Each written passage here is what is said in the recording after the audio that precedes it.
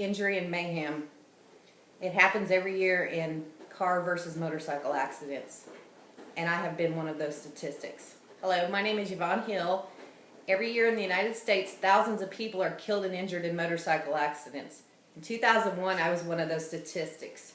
It all started in May 2001. I had just bought a 2001 Honda Shadow a few weeks prior and was enjoying an uneventful ride, or so I thought, in Vincennes, Indiana, on a summer day. I was driving down Bustard Street in Vincennes when my whole world was turned upside down.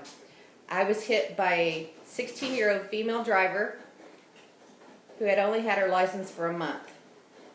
She had stopped at a stop sign on the street but failed to look twice and proceeded into the intersection where she T-boned me on my bike. I was thrown from the motorcycle and knocked unconscious. The only thing I remember after the accident was being loaded into an ambulance and rushed to Vincennes Good Samaritan Hospital. It was there, after my adrenaline had worn off, that I found out that the cruciate tendons and ligaments in my left knee were torn. I was in a lot of pain. The doctors at Good Samaritan put my leg into a metal brace and sent me home to recuperate. The first few nights I could tell something was wrong. My knee was throbbing, and my mom became more concerned by the hour.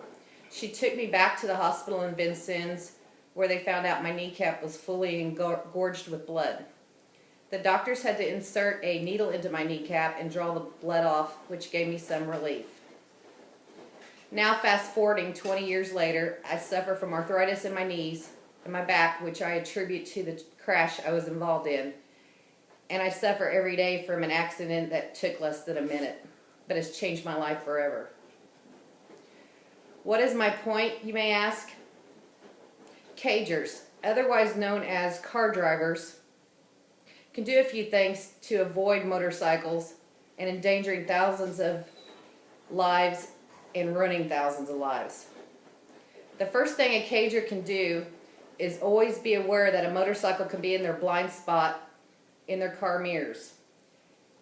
They can't rely on just looking into their mirrors and see nothing coming their way. They must look over their shoulder each way, and then over their shoulder each way again. Second, when making a complete stop at an intersection, a cager needs to look twice and look again. If something is in their line of vision, they need to pull up to the stop sign where they can see clearly the roadway each way.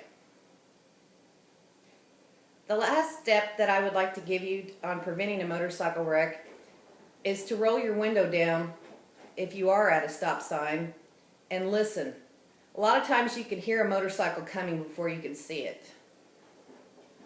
I hope these steps help you and save lives, because one of those lives might be mine. Thank you.